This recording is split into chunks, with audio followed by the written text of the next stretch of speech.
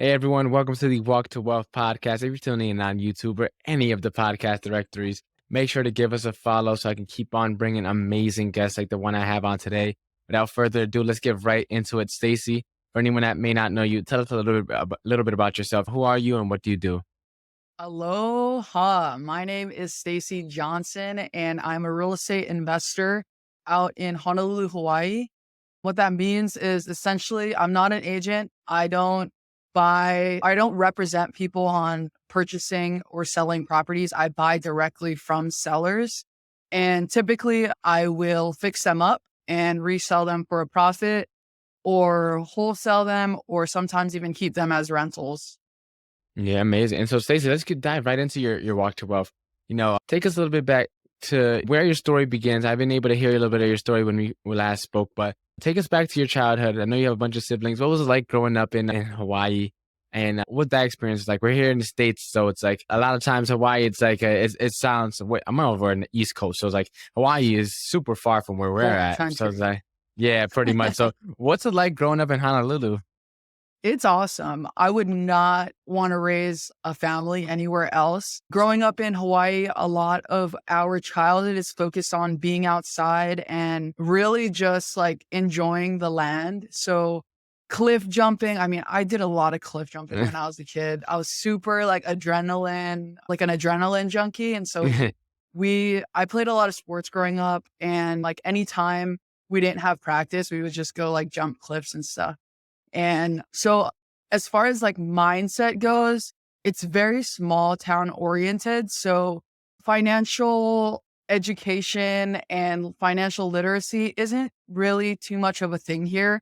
We definitely live like a simple life out here and I can definitely appreciate that. And growing up, I never really knew what it looked like to invest. My parents aren't entrepreneurs or investors. They came here from the Philippines actually as immigrants. And so Yeah. I'm a first generation American and watched my parents essentially build from the ground up, coming here with nothing and building into standing on a pretty good platform. I mean, we grew up, I would say like when I was born, we were probably like lower middle class. And Yeah. as we got older, they definitely increased in their job. And so when I was leaving high school, I had the opportunity to go to California. My parents pretty much told me like, go explore what it's like to live in someplace else besides Hawaii.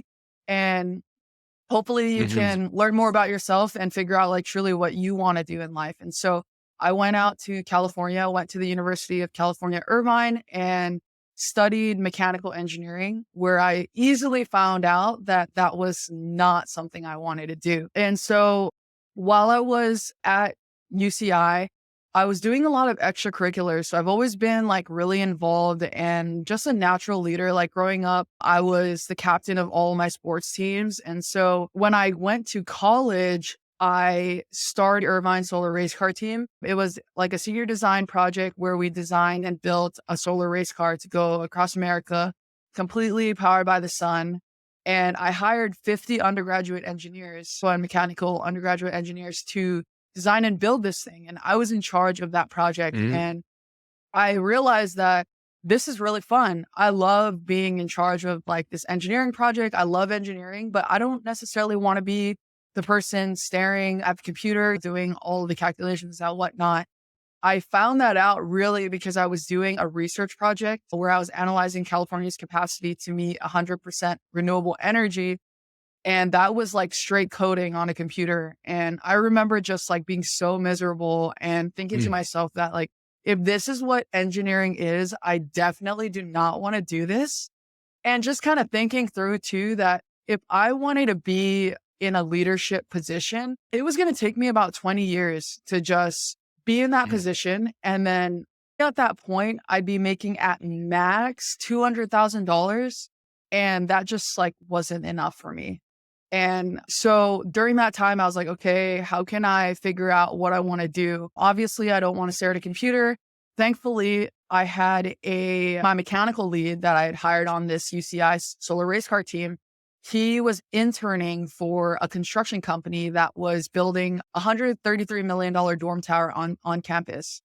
And he asked me if I wanted to intern for them. And I was like, I got a lot on my plate right now, but I think this could be a good opportunity. If they're willing to take me for 8 hours a week, I am down for that. And they really liked me on the interview. So they gave me a chance. And I ended up interning for them, and it was what's called a field. They have an office and a field engineer. At that time, I just did office stuff, but I got to see what kind of jobs they offered coming out of college. And straight out of college, I got hired on to go work for them on that same dorm tower. And I was what's called a field engineer, and literally just like managing subcontractors on the field. So I was in charge of like 100, at most 150 people, all guys who were working in the trades. So you can imagine just like a fresh 21-year-old little girl, Asian girl straight out of college, coming on the field. These guys are like 50 years in the trade, and you're coming in there and telling them like, hey, you didn't install this correctly. Can you just imagine what kind of reaction they would have? Like, they were not very fond of me. And especially because like I'm more of an outspoken kind of person. I'm not very submissive, and they didn't like that. And so that was a huge struggle for me, definitely in construction management. But thankfully, I learned a lot.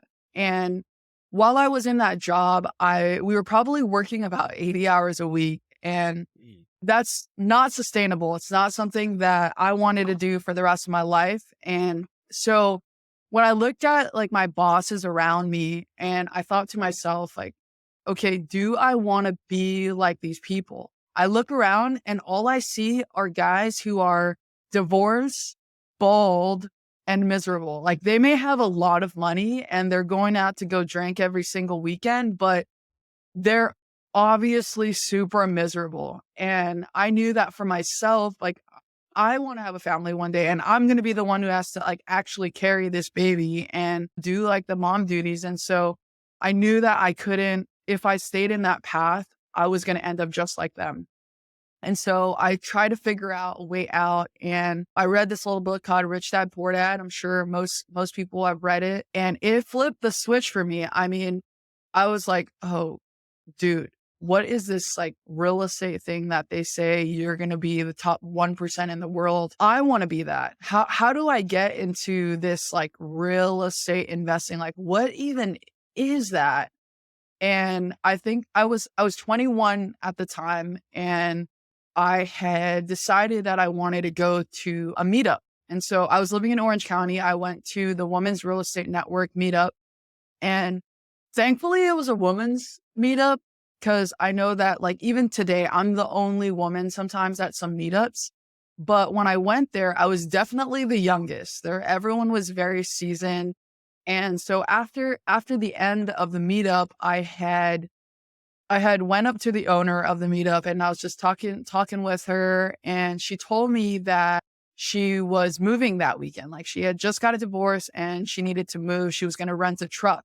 And I was like, "Oh, little me, I just got a truck. I just shipped my truck from Hawaii. Like, let me help you. I'll be the labor for everything. Like, you don't have to rent the truck. I just want to hang out for the day." And instantly, because of that experience, I was in her inner circle. And I knew that if I wanted to go try this real estate thing, that I was going to have somebody that could help me and I could ask questions along the way. And so, I mean, long story short, I ended up embarking on this journey and bought my first house in California. Because I didn't have a lot of money, I had opened up a savings account in third grade and literally like saved all my money since I was a kid. Every birthday, started working as soon as I could work, and just threw all that money in there. And I probably had like about $30,000 saved up at that time. Even while I was working that job, even though I was making almost $100,000 a year, I lived off of $1,000 a month in one of the most expensive cities in America, because I was doing what's called house hacking. So for those of you guys who don't know what that is, essentially it just means that like you get a place and you rent out the rooms to cover your your Oh, room. Typically people will do this with like a house that they buy. I just rented a place. I got a rental house in college actually. nearby the university. And I knew that people were going to want to rent by the room. Get this, I was renting one room, had 3 people in it, and they were all paying $600 a month per person. So that one room got $1,800. Downstairs got $1,200 in another bedroom downstairs, and the whole rent was $3,000. So I was living there for free. And that's how I was able to really get on my feet and start this investing journey. And in that first house that I bought, I ended up buying it for, I think, $12,000, something around there. And I put in another like $12,000 into it. Little me was so egocentric that I thought that, oh, I do construction. I can do this all by myself. Like, I know what I'm doing. And Mhm. thankfully, because I was working on the field, there was this guy. We were there late one Friday, and I was telling him about what I was doing on the side. And he's like, no way. Let me go check it out. I'll help you. He had a daughter the same age as me, and he was so intrigued. And so we went to the house, and he really helped me fix a lot of those things in there. We worked on them together. I mean, like plumbing, electrical, pretty much all different things. Most of it was cosmetic, but I at least got a hand in like what it's like to do residential construction since I was doing commercial construction. And I ended up sitting on that house for like 6 months. Every month that I held that house, there was what's called a lot. So with mobile home parks, you own the house, but you do not own the land underneath. That's why they're so cheap. And the rent itself was like $2,500 a month on top of like whatever other expenses I had. So I was really bleeding about $3,000 a month. And when I had originally run my numbers for this deal, I didn't even run the numbers right. Like I didn't calculate, okay, what am I going to make if I sell it for this much, blah, blah, blah. What I did calculate though was, will I survive off of the income that I have if I have to hold this property for too long? And Yeah. thankfully I had enough money from my job to pay for all of this like excess cost that I was incurring. But at the end of the day, I ended up selling this thing. I think I sold it for $25,000, and I lost my whole $30,000. And before I started this journey, I told myself that, like, hey, if my parents can stand on the platform that they have, they can go from nothing to building something of themselves. What can I do with the platform that they have given me? And how far even greater than that can I go? And so if I lose all my money on this first deal, like it would absolutely suck, but let's continue doing it and try to figure it out along the way. So I'm gonna just like stop right there in case like you want to interject or anything Yeah. before I move forward. Yeah, so you mentioned a couple of good points, I think points that I wanted to ask you on, right? The first of which being, what was it like moving from Hawaii and to go to college here in the States? What was it like leaving the nest, going to, well, not too much of a foreign country since you were in the West Coast, but like, nevertheless, you still left your hometown. What was that like going to experience the world and find yourself in like somewhere that's not your hometown? I would say that if anybody hasn't moved away from like where they're staying or where they grew up from, especially at a younger age, go experience what it's like to live somewhere else. I thought that SoCal was going to be this place very similar to Hawaii, beaches, palm trees, whatever. But it was so different. It was a huge culture shock. And my first 3 years of living there, I absolutely hated it. I hated UCI. I hated like everything about the place. If you know about Hawaii and if you've ever been here, it has Aloha Spirit, and it is not like that. Orange County is like the complete opposite of Hawaii attitude. And so it was a huge culture shock. But I think one thing that really opened my thinking back to real estate was I had also started private tutoring business when I was in college. I was like, how can I make some extra money on the side? And if I had started tutoring people or kids in high school physics in Newport Beach. So this is like a very prominent beach town. And I would go to these houses, like gated neighborhoods on the beach, And it was insane. I couldn't even believe that people lived in these like mansions as kids. And these guys were paying me like 60 to $80 an hour just to help them with homework. And that opened my eyes to realize that like these little $1 million houses, even though they're $1 million back home in Hawaii, like these houses are, how can I live in a house like this in Newport Beach? And that got my Like kind of tingling. going, your senses, Yeah. your spidey senses working. Yeah. My, Yeah. So let's fast forward a little bit, right? So you managed to get into the construction world inside of things, and then you had some, or making some good money, experienced some things there, and then fast forward a little bit further, you had a point where things weren't going your way. I wouldn't say you were at rock bottom, but you weren't at your best, right? Coming into that, once you lost your 30,000, what mindset shifts did you have to make to be even willing to take the risk while you are already kind of at a low, losing some money that you already put in, losing the money that you've been saving up since third grade? What was that like, kind of saying like, hey, I'm at a point where it's like, I don't have much left to lose. I could risk it all and lose the last bit of what I got, or like I could make something work, What was it like trying to navigate through that time leading up to buying that first deal? I think it's important to remember that anybody like 18 through 22 has nothing to lose. Like, even though Mhm. I had $30,000, that ain't jack shit in hindsight. Yeah. Yeah, it took me a long time to save all that money up. But like, if I'm trying to be this like multimillionaire, what is lose $30,000? It's really not that big of a deal. During the lessons that I was going to learn, I think as far as perspective goes, I said to myself that like, okay, my parents I was out of state, right? So it wasn't college wasn't cheap. And they told me when I went to college that, hey, I'm going to pay for your college education for your bachelor's degree. But if you want any other education after that, you need to pay for it yourself. And so my thought was like, if I lost this $30,000, this is my master's of real estate investing. And then just remembering, I think of the biggest thing is just remembering your why. Why are you getting into this adventure?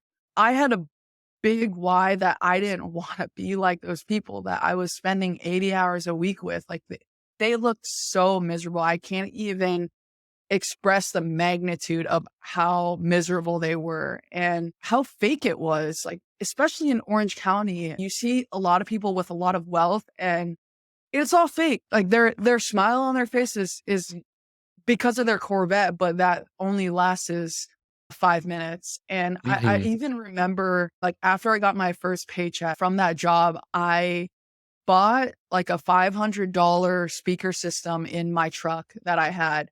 And I remember driving off the lot and testing it out, blasting my speakers. And after 5 minutes, I was like, that's it. That's all that's what I spent like $500 on. And so I think it's just perspective and realizing that like, it's not about the money. If you're chasing the money, you're probably going to fail and give up. But if you have a why that's so strong, you can definitely make it through all of the punches, because real estate investing is kind of like boxing. I explain it to people Hmm. like boxing. Imagine if you're fresh out of like, what is the lowest belt? And White this isn't belt. even, I don't, white belt. Yeah. Like imagine And like, if you had a white belt and you were going to go play BJ Penn. That's what real estate investing is like. Just getting constantly beaten and like having to stand back up and learning along the way. yeah, no, it's definitely a lot of punches, even in the agent world as well. Like, what if say it's something that it's definitely not for the faint of heart. Entrepreneurship in general isn't for the faint of heart. There's something that has to be in you, whether you're born with it or not. It's a whole separate question. I feel like it could be learned, but like even if you're not a born entrepreneur, I feel like there's certain other traits that like you just kind of have to have in order to succeed, or have to work extra hard to learn. And you mentioned your big why, and it's one thing.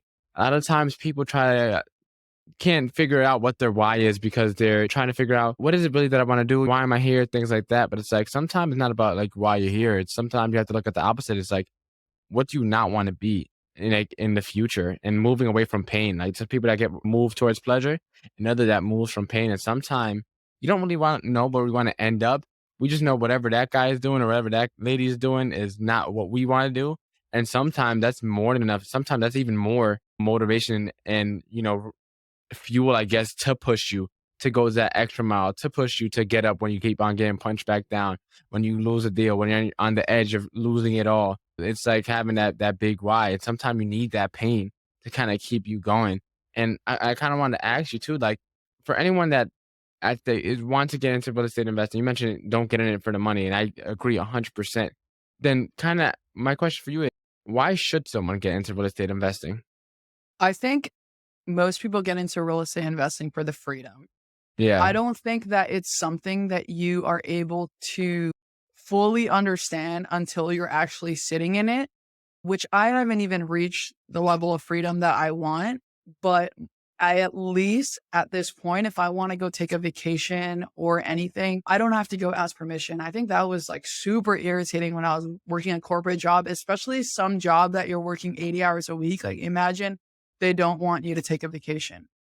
So having to ask permission for that was super frustrating. And now standing in like, hey, I want to go to a different island tomorrow. I'm going to go book a flight right now and go Mhm. tomorrow. I love that freedom. And if that's something that you are wanting, then I would say real estate investing is definitely a great avenue. My husband's in the military, so you can only imagine what kind of restrictions they put on him.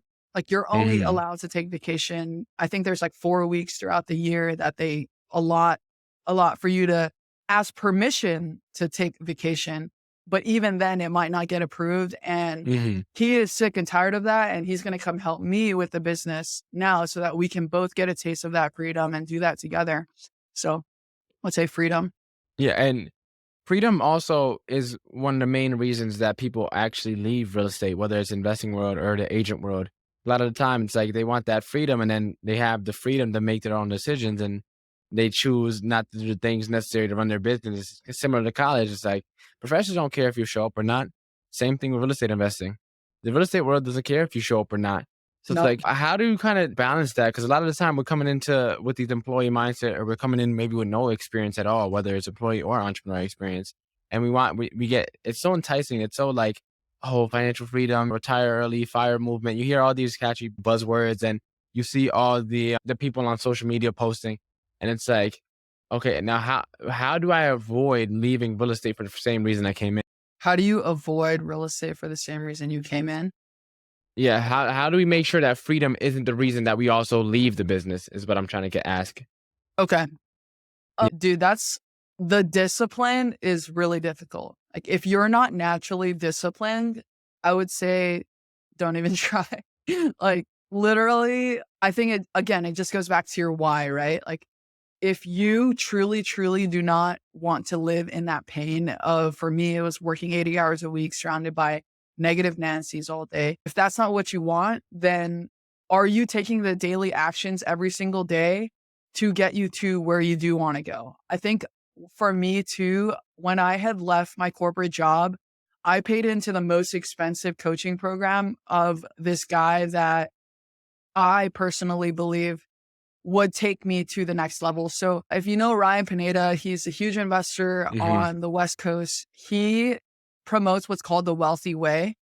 And what that means is, like, you don't need to sacrifice your family, your friends, your life, your health for business. You should be able to achieve both.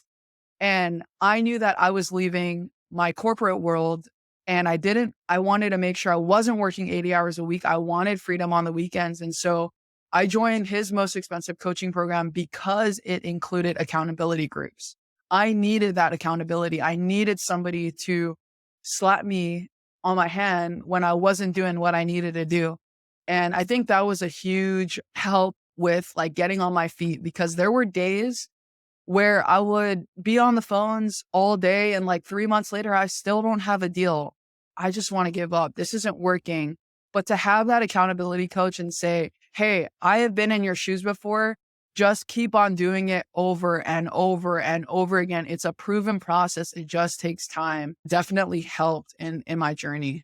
So I'd highly recommend like an accountability coach Mm. in whatever like business aspect that you want to go in. Look online. There's so many people on social media that you can get to know them before you even sign up for their coaching program. Mhm. and make sure that your values align, because you don't want to be learning from somebody who, let's say, doesn't value honesty and transparency. And now you're learning how to not be honest and transparent. Yeah, no, definitely. That's a great pointer. Just because like having that accountability that it's one thing writing things down on a piece of paper and slapping it on your door. But when you have an accountability like, partner, you have someone that you're letting down. And although whether you sell a house or not, or whether you get your property or not, that doesn't affect their income at all. But just the fact that you set a standard and you want that person to hold you to that standard. And you also don't want to ruin your reputation as someone that doesn't follow through on your word. That definitely kicks you into that extra gear to like, hey, I know I got my accountability call next week, and I'm still like, whatever the goal may be, let's say 100 calls short of where I want to end up. It definitely makes you pick up the phone a little faster. So let me ask you, right? So you pay for the coaching, right?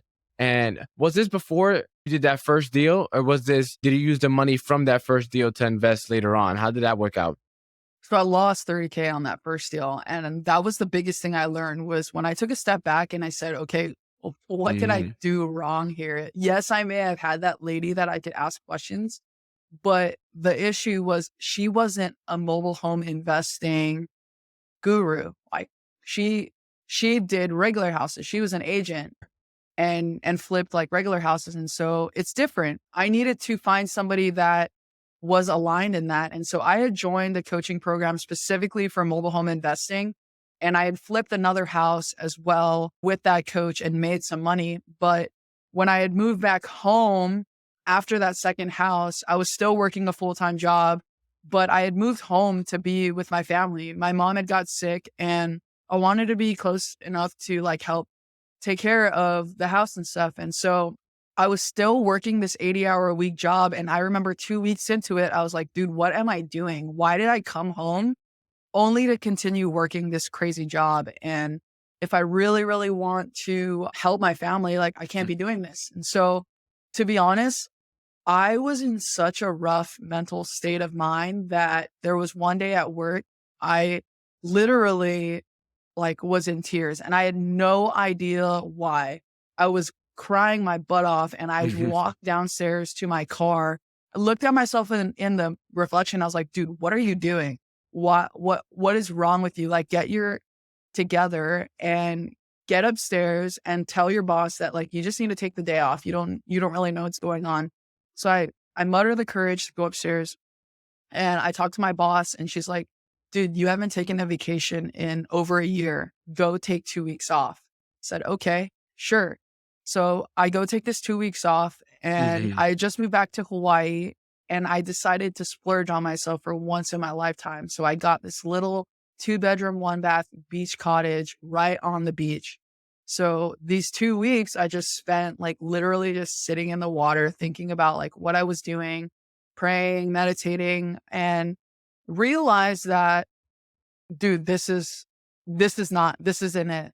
And that first week, I came to the conclusion that I made this prayer actually. I said, God, if you are telling me to leave this job, show me a sign. I'm going to commit to calling all the leads that I have in California this next week of my vacation and show me something. That Friday, I wholesaled a deal for $1,500. And I was like, there it is. I'm quitting on Monday. And I Mm. quit on Monday. I remember thinking I was going to quit on Friday because I was like, dude, this lady just let me take 2 weeks off. I think I'm going to quit on Friday because they had just moved me from California to Hawaii to help them start this new project, paid for all my stuff. So let me just at least give them a week. And I remember waking up on that Monday and everything inside of me was so heavy that I could not wait until Friday. And I just told her straight up, I was like, I'm sorry. I got a lot going on with my family and this just isn't working out. And I Yeah. quit. That's when I joined the coaching program with the accountability, because at that point, now I'm in a completely different market. There is no such thing as a mobile home in Hawaii. There is only single family houses and these houses are $1 million. I better get a new coach that fits that criteria, that is doing things at that high of a level. So that's why Yeah. I joined a different coaching program. Yeah, that's amazing. So I want to ask you a little bit because I didn't know that part about your story about going to the cottage. Talk to us a little bit, if you don't mind. What would that kind of like that week or two that you were there on your own and just really trying to find yourself and find what it was that you were like mentally, what was that like on you? Just finally being able to, in a way, almost like break off from society for a little bit because we're so wired from all the social media stuff, all the commercials, everything. We're on go, go, go, go, go. We're so fast paced, especially over in California. I'm by New York City. So it's like, it's the same thing. Everything is, although I'm not in New York, it's like, it's still, everything is go, go, go all the time. What was that kind of like breaking off from society for that little bit and getting some time to really figure out what is it that you actually want to do with your life? It was amazing. I mean, just being able to sit with my thoughts. I wasn't able to do that for the last 2 years because you have to remember I was working 80 hours plus flipping houses on the side.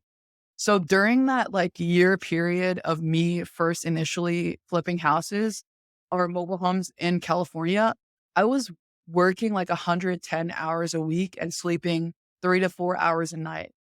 And it was super unsustainable. I went through periods of burnout where like I literally could not get out of bed for days at a time until I recharged and started all over again. And so coming to Hawaii and giving myself the opportunity to have like a place that I can hang out on the beach and just be with my thoughts, listen to the ocean was so relieving, especially that first week. Like I remember it so vividly, just sitting there in the water on the sand for hours at a time, just reflecting on how far I've come and what I really wanted in life and really just trying to visualize not only what like my dream life looked like, but also feeling what that felt like.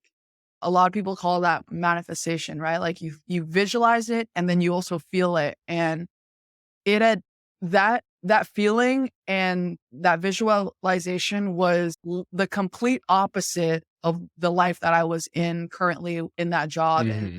so it was very clear to me that I couldn't stay there any longer. Yeah, no, there's so much great advice that I heard from you, and it reminded me of some advice that I heard from other places along my journey as well. Is like you have to picture that person that you want to become and live your life today as if you are already that person. And it reminds me of this guy that I interviewed on a podcast. His episode dropped a while ago, my episode with Vic Manzo, but he was talking about with manifestation. It all starts from the law of vibration. Where are we at in terms of our energy and frequency? And then from there, we start attracting things, which then leads to us manifesting what it is that we truly want. And he also mentioned something too in that interview as well, like the idea of non-sacrifice and the idea if you're choosing something that you love to do, you're not giving up anything because it's something that you love to do. And it's like for you, you didn't have to sacrifice your job. You didn't have to sacrifice all your health, your mental state, your entire life, almost essentially working 100 hours a week. This is like insane. So it's like you found a way to non-sacrifice, to get into something that you love. And so I want to ask you too, getting into the coaching program, right? The mastermind, I mean, that's something that is usually, I'm sure it's something that's very high ticket. And a lot of the times, this stuff is probably about the same cost, roughly about maybe a semester of college, might be a little less. But with college, it's so easy to go into debt, right? But with a lot of these masterminds, people's like, oh, it's so much money. Ah, What's your thoughts there in exactly. terms of mastermind? And you mean you're still relatively young doing this, right? So it's like, what was that like joining a mastermind? Because a lot of the times, people our age or younger, it's like that's the last thing they would want to do because it's the high ticket price behind it. Right. Right. So I think when I joined at that time, I was 23 years old. Right now I'm 26. And at the time, this was before he had really blown up crazy on social media. And Yeah. it was $20,000 per year. So it's a recurring ticket. It's not just for life. And I think I had $30,000 saved up again at that time. And I knew that if I spend $20,000 today, in the next year, I'm going to learn the skills that are going to teach me to make way more than $20,000. It's an investment. And I love what you talked about with the college thing. When you think about college, I mean, even this debt that I'm in for college that I went to, if I went to go work a mechanical engineering job and make, let's say, $100,000 a year, at least for the first 10 years, living in someplace like California or Hawaii, I mean, you're spending 100K a year just to live. Now, let's talk about taxes. Mhm. Realistically, you're actually pocketing about 60K from a 100K job. Now, living off of 60K in California or Hawaii is actually really different. And so when do you actually get to pay this debt off? Never. Now, let's take the second scenario of actually going into a coaching program. Yeah, you can take on debt for that, but because they have payment plans and stuff. But I spent 20K that first year. And my first deal that I made, that I bought and I closed and I flipped, it was before the coaching program was up, and I made $40,000 on that. So I doubled my investment, and continuing using that skills over and over again. My first full year of real estate in Hawaii, specifically in a new market, I made $250,000. I'm sure that $20,000 was totally worth it. Yeah. No, that's amazing. And being able to take that and implement that. And you mentioned a couple things earlier about picking a good mastermind group to join with, like following people on social media and content. And Ryan, he's someone that I came across relatively recently. I've been keeping up with a lot of his stuff. You mentioned too switching coaching programs to something that better served your what you wanted to do, right? You didn't want to do the mobile home park. You said Hawaii has single family homes, and the realtor, they clearly didn't know what they were doing, right? And you needed a coaching program. What was it like switching, right? Because you already kind of stuck with one thing, and it's like you have to make yet another pivot, right? Another obstacle through around your life. What was it like around that time making that decision to switch masterminds to something that better served with the actual plans and goals that you had in place? Yeah, I mean, that whole period of time when I was moving away from California and my old life was a huge pivot and transition period of my life. And that first mobile home investing program wasn't that expensive. I think it was like $3,500, and you had to just share profits with him on like your first couple deals. That's it. Hmm. Which that was a great start for me, but I knew that that wasn't going to serve me anymore in the $1 million house space. So it really wasn't difficult for me to make that decision at all. I think purely because I lost so much money on that first deal, and I was not trying to make the same mistake. A lot of people go into real estate investing, flipping, wholesaling, thinking that like they're going to get a deal in 3 weeks, 1 month, whatever. And they're easily discouraged when that doesn't happen. And I knew that that wasn't the case. And so I knew that I needed somebody to just encourage me along the way. Cause Hmm. this is such a risky adventure. Like I can't believe people go play a new sport and they go get a coach. But when they're going into something as crazy as quitting your job and Hmm. figuring it out in this really risky business, like you're not even willing to spend $20,000 on a coach. Like I'm kind of confused. Yeah, it's something that when you look at it and you're actually in it, it doesn't make any sense at all. I want to ask you, 250,000 is no small. It's not chump change to anyone, no matter where you live in the country, right? And you kind of did that your first year in the mastermind group. What was that? I guess what was the identity you have to adopt to go from the old Stacey that was kind of in a rough place in her life, not really knowing what she wanted to do, to becoming someone that's is very well off in the real estate investing space. What was that identity shift that you had to kind of adopt in order to become that person that is a successful real estate investor?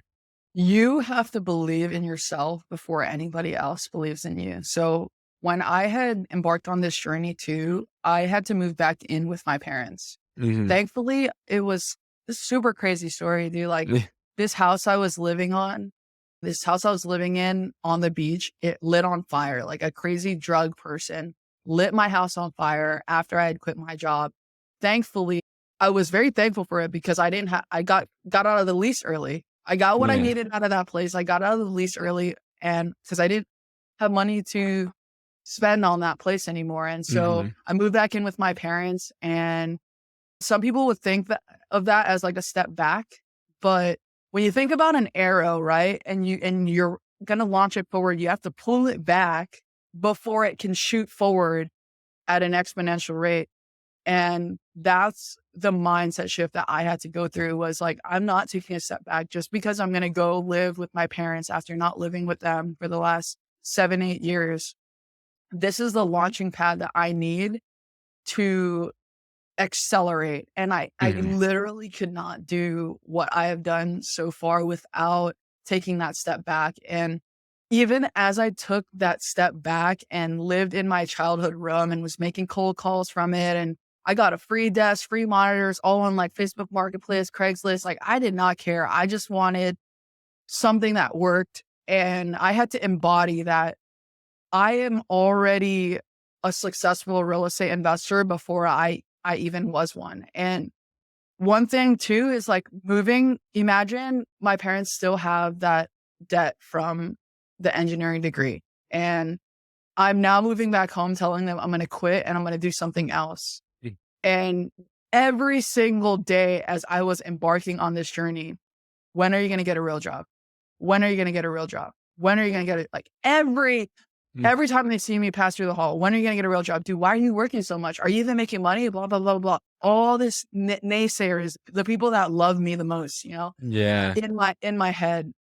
And I really had to lean into my community at Wealthy Investor and just embodying that type of identity. And one thing that really helped was every quarter I would go up to Vegas. They have events in Vegas. And if any of you guys want to go to that event, DM me on Instagram. I can give you a code for 50% off. But I would go out there, and for 3 days, I would almost feel normal. Like, all these people have the same type of mindset as me. And now I can reset and realize, like, okay, I'm not weird. I shouldn't go get a real job. And then my cup is full for the next quarter. And then my parents and my family drain me again, and I got to go back. And it's like this never ending cycle of trying to embody the community and the identity that that community had. Let me ask you a question because this is something I've been starting to find in my own personal life. But it's like going to these conferences, going to these events, these meetup, these networking events, finding a community of people who are like-minded and growth-minded. I feel like it's had a great effect in my life so far. But one place where I feel like it's negatively affecting, and I wouldn't even say negatively affecting me, but it's hard for me to have regular conversation with, like, I don't want to call them regular people, but people who don't You can think call them regular regular people, nine to five people. status quoers, I guess you could say. Because there's some 9 to 5 people who are trying to break free, right? And there's other people who just are perfectly fine, just working for somebody else and having their life at the mercy of somebody else. I don't understand how, but that's neither here nor there. But it's like conversations like that, small talk, little things like that. It gets hard to have those conversations, and it gets hard to.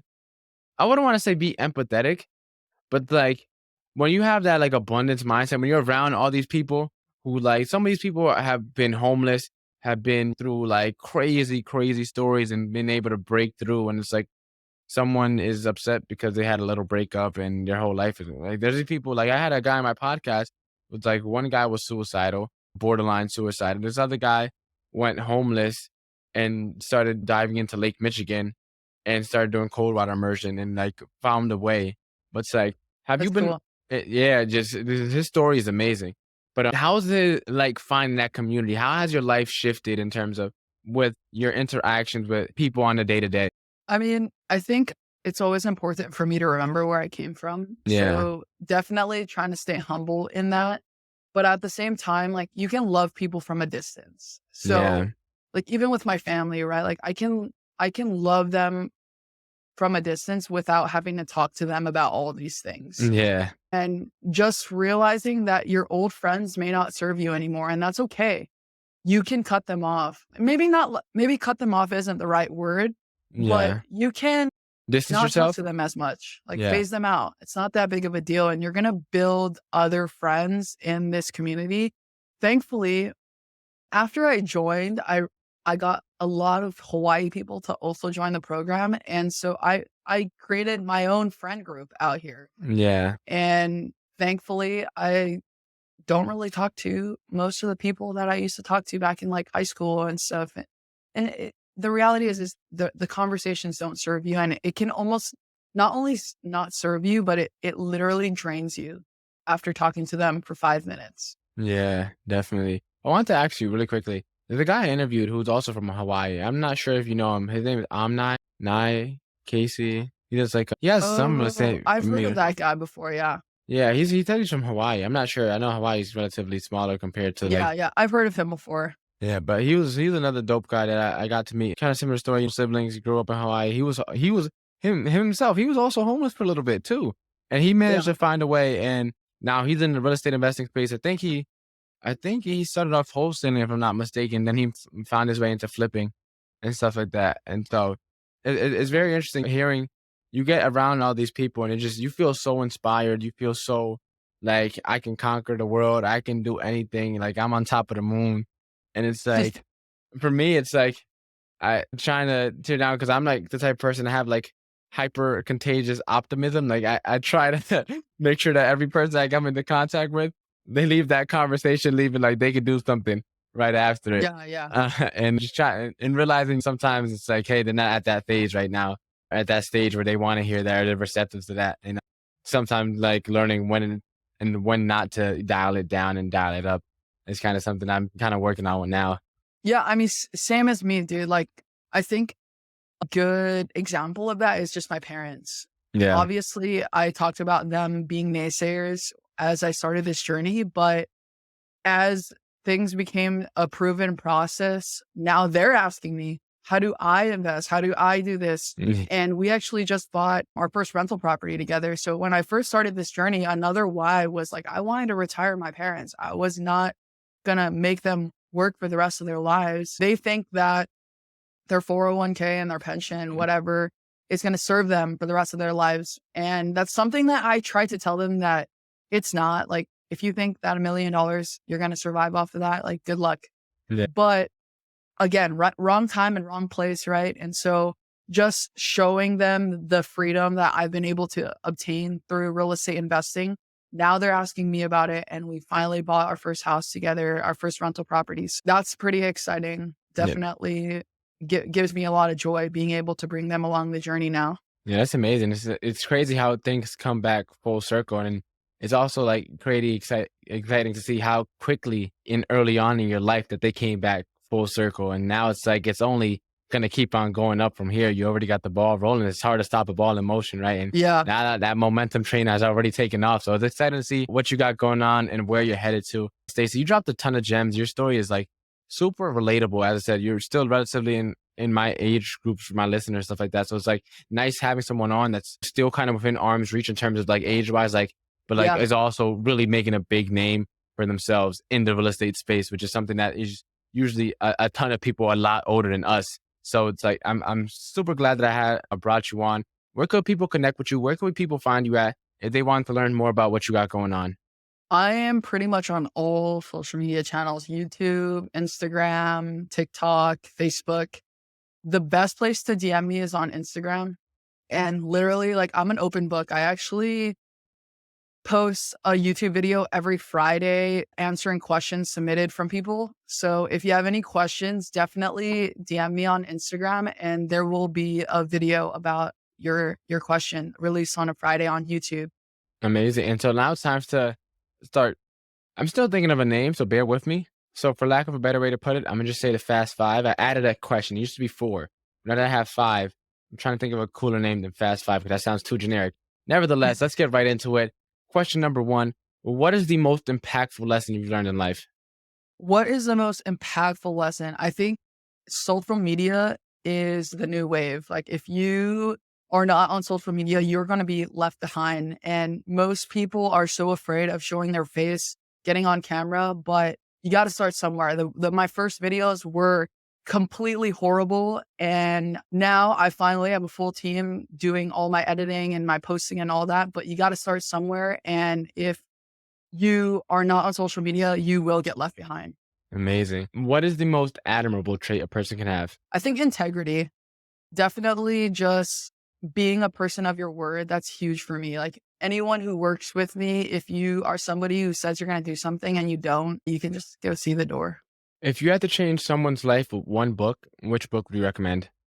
I think a good general book is Atomic Habits. I Mm. had read that when I first had moved back home to Hawaii and started on this journey. And we talked about discipline. It's a great book to just like learn how to be disciplined and different tactics that'll help you pick up the habits that you want to, especially because like if you're embodying a new identity, it's not just about being that identity, it's also about doing the habits that make you that identity.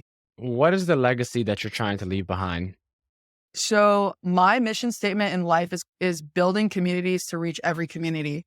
What that means for me is creating creating a space in my company as well that people can feel like they actually have a purpose. So that's in the company side, but like outside of that, definitely just like serving the community. So this year for the holidays, we feel very blessed this year that we were able to make that much money. And so this year we started something called Bless a Family, Make a Home. And we literally just went in there, gave them presents, house essentials, toilet paper, laundry, the whole 9 yards, and a Christmas tree. Went to go visit this family, and the kids pretty much told their mom, like, this is the worst Christmas ever. We don't even have a tree or any gifts. And so we delivered a tree, brought them gifts, brought them household items, and then even gave them new appliances. And we gave a couple families some new appliances this year. That is amazing. And to finish off, what is the one step that anyone can take, no matter where they are in their walk to wealth, whether they started or not? What's the one step they could take to advance and move forward? You got cut off on that one, and I also don't see you anymore. No worries. Can you still hear me? Yeah, I can hear you. Can you say it one more time? What is the one step that anyone can take, no matter where they are on their walk to wealth, so that they can move forward and continue progressing? Do this 7 levels deep challenge of your why. So what that is like ask yourself, why do I want to, for me, it was get into real estate investing. And then I answer that question. Let's say it's super generic, like I want to be rich. Okay, why do you want to be rich? And go 7 levels deep to figure out why you are embarking on this journey.